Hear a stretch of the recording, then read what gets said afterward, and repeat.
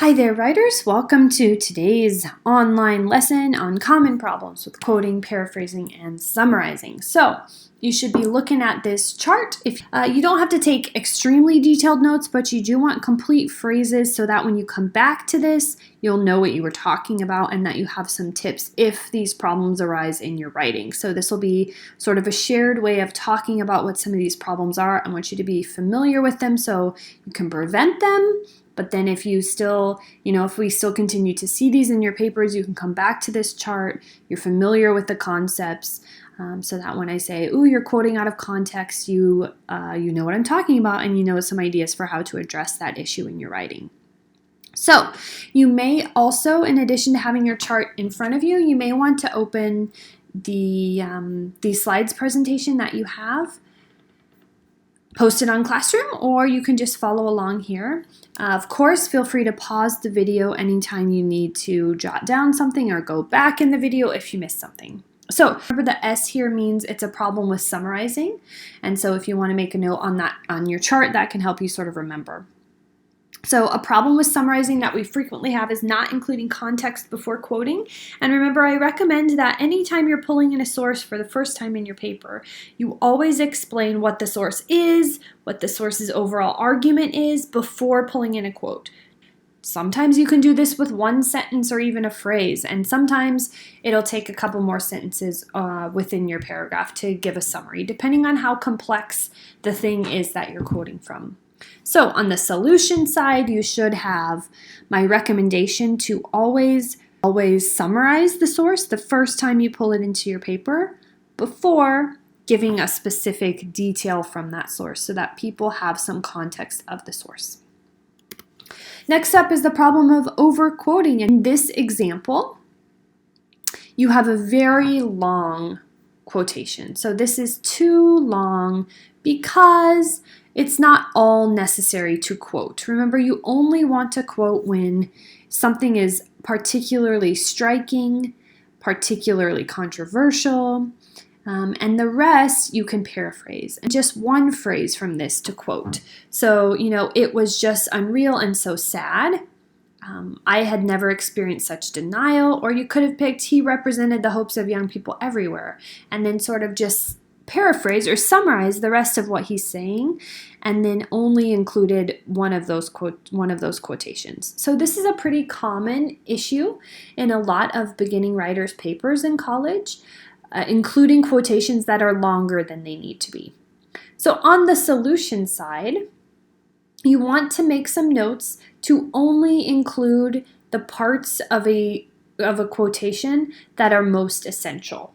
And they're essential if they convey a really important idea in a really cool or unexpected way, or is particularly controversial. So it's got to be stylistic, it's got to be striking, and quote sort of as little as possible. And make sure that you're doing some paraphrase and summary work as well, and not only relying on quotations as the only way that you're getting sources into your writing. The next quoting problem is quoting out of context. So this is not, you don't have any context, this is out of context. And so it's really like a misrepresentation of the source. Here's a long quote from John Adams, and he says, basically, this is the main idea. Without religion, this world would be something not fit to be mentioned in public company. I mean, hell. But in this use of a quotation from that, John Adams has often been quoting as having said, this would be the best of all possible worlds if there were no religion in it. Well, he did say that, but that's not what he meant. So he's saying, I have sometimes wanted to say this, but then I think that that's not the right thing to think. And so it's definitely out of context, right? That's not what he meant. And so it would really be sort of unethical use of sources to make it seem like this just to fit the argument that you were trying to make. So on the solution side for quoting out of context, you want to make a note that you always want to try to capture the true spirit of the source. You always want to be true to what the source is saying, and make sure that you're not representing any sources. So to do that, it's really important that you've read the whole source. You don't want to just cherry pick quotes out of context. You always want to make sure to represent the source accurately and fairly. Another quotation problem is dropped quotes.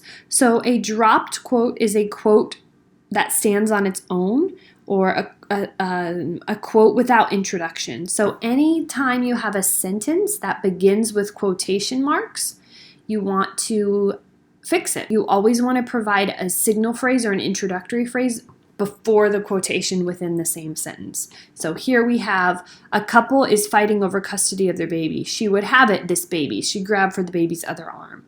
So we need some sort of phrase here that says like, who is saying this, right? Margaret said, in chapter 3, Margaret said, comma, right before this quotation begins, so that we have an introductory phrase and we don't just have a dropped quotation. So on the solution side, here we go. We have a special slide just for the solutions here because I want you to see what this would look like.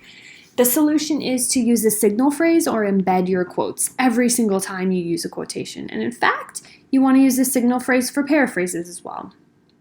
So basic signal phrase is the author says, comma, and then lead into the quote. And here's an example of that in a more, a less basic way. John Jones, vice president of world marketing, disagrees with this point, saying, comma, quote. So this phrase is called a signal phrase because it signals to your reader that I'm pulling in a quote, here's who said it, here's where it came from.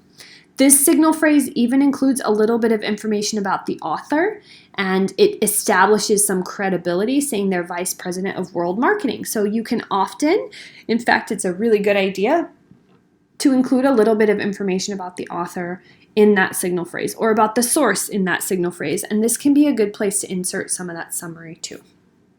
Over here, we have an embedded quotation. So you can see there's no signal phrase that says the author says. This quotation is just smoothly integrated into the writer's own sentence, so that if you were reading it out loud and not looking at it, you wouldn't even know that a quotation is coming up, except for when they said, according to Jacoby, right? So you always want to either smoothly integrate it into your own language or use that signal phrase to show that the quote is coming up. And this is backwards to avoid the problem of dropping quotes, okay? So the next problem is paraphrasing too close to the original. So remember, a paraphrase is where you take a specific concept or idea from a text and you put it in your own words because it doesn't need to be quoted. So it's not striking, it's not particularly stylistic.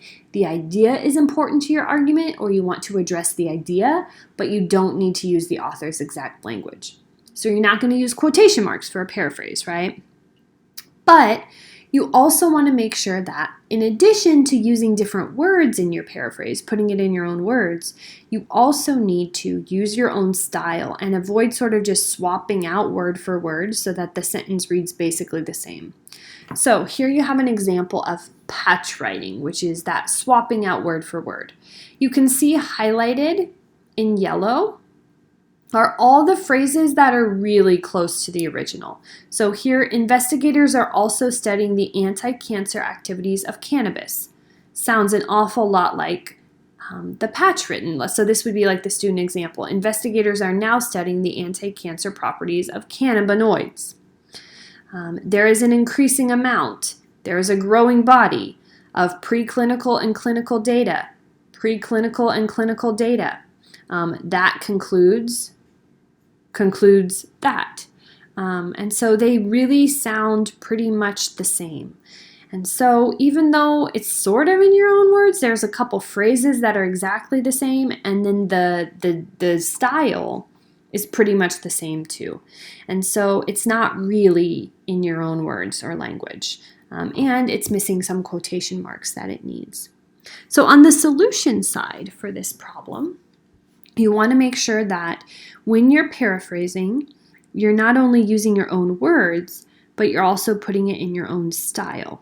Okay, and this can be sort of difficult. So here are my tips for how to do this correctly. Read the paragraph or the part of the paragraph that you're going to paraphrase that has the idea in it that you're referring to.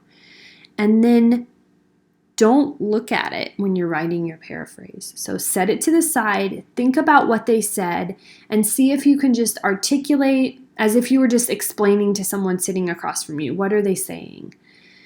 And type like that. Type, without looking too closely at it. And then you want to go back and compare it to see if you used any of the same phrasings that you do need to go back and rephrase more carefully. Patch writing is considered it can be considered a form of plagiarism depending on how close it is to the original. Like if you have some exact phrases without quotation marks, that's obviously more of a problem.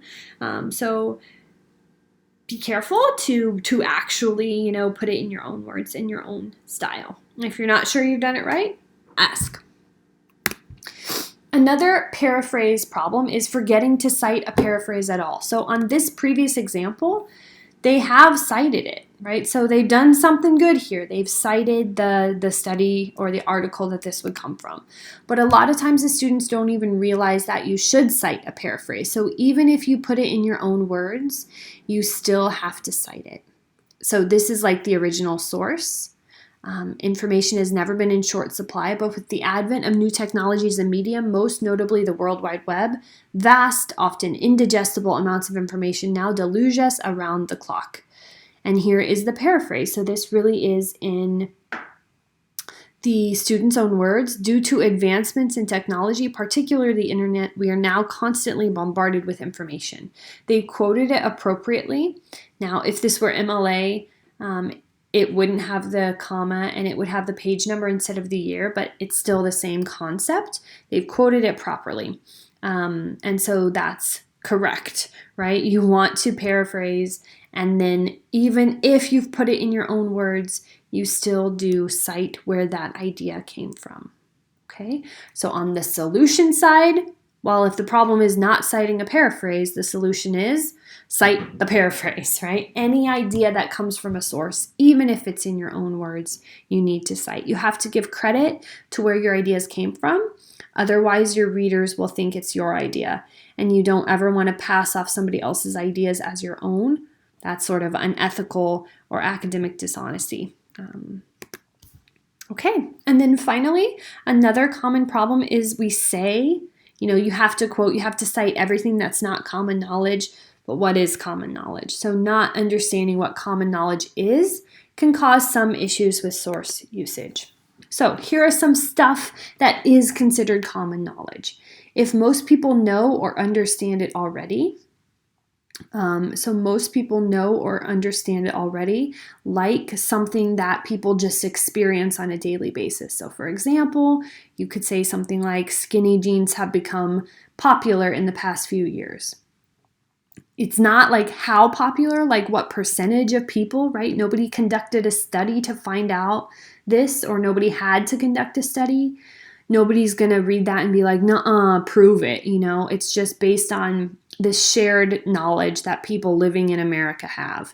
If you're walking down the street, you can see that people are wearing skinny jeans.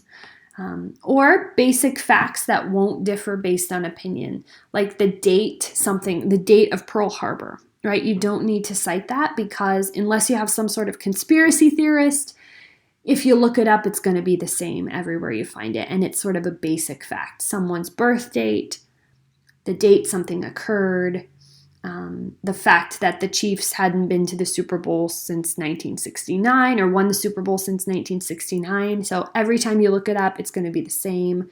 It's not someone's own idea. It's just a basic fact. Or if the average reader would accept it as true without looking it up, like skinny jeans have become more popular, right? Although I do hear flares are coming back. On the side of not common knowledge, anything that's the result of someone's specific work that they have done. Again, this is an issue of giving credit to the people who have put in the work. So not common knowledge is the result of anyone's specific survey, including Pew Research survey, governmental surveys. Somebody conducted that survey, and so you need to say who did that survey. What is the institution or the person who conducted that survey or scholarship or who did that research? Like, the percentage of women or men who have worn skinny jeans recently, right? So somebody did that survey, they conducted that survey. Another reason you need to cite something like that is that somebody might want to look that research up to determine whether you've interpreted it correctly or whether you've used that source correctly. And so they need to be able to find that survey if it's not common knowledge. So any statistics from a source is not considered common knowledge because somebody compiled those statistics. They did the work of doing that. And in general, any ideas or information taken from another source, unless it is common knowledge, is going to be not common knowledge. And so the rule is we have to cite anything that's not considered common knowledge. If you're not sure if it's common knowledge, check with your professor, your instructor.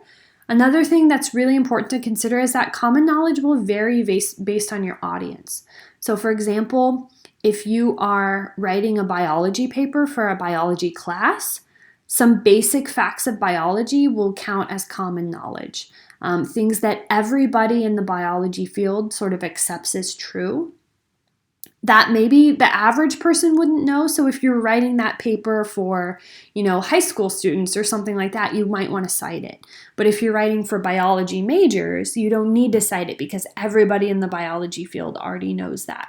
And so the audience of your paper will matter for what constitutes common knowledge. And again, you maybe want to check with your professor or instructor, like, I wanted to include this information. Would you consider it common knowledge, or is it something that I need to cite? Last problem is letting sources take over. Your paper begins to be ruled by your sources instead of you being the main and controlling voice in your paper. So yes, your paper is going to have lots of sources in it. Sources are going to provide a lot of your evidence, but you are always talking your readers through that evidence. You're interpreting that evidence. You're showing the connection between that evidence and your main ideas. You're showing the connection between sources and how sources are working together. Some symptoms of that problem.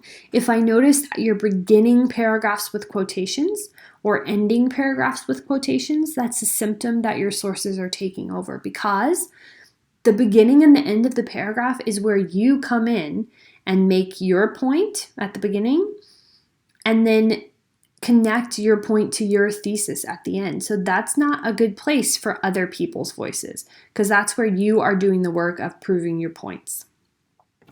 If you have too much source material in paragraphs, so if you don't have any of your own examples, if you don't have your own come in after every source and you need to explain it, interpret it, link it to other sources. So if you don't have that sort of padding where you are talking through the sources and explaining them, or letting the sources speak for themselves. So that's related, right? If you pull in a quotation, you always come in after that quotation and tell your audience what they're supposed to be getting out of it. What should they make of that? Why is that important? Why does that matter?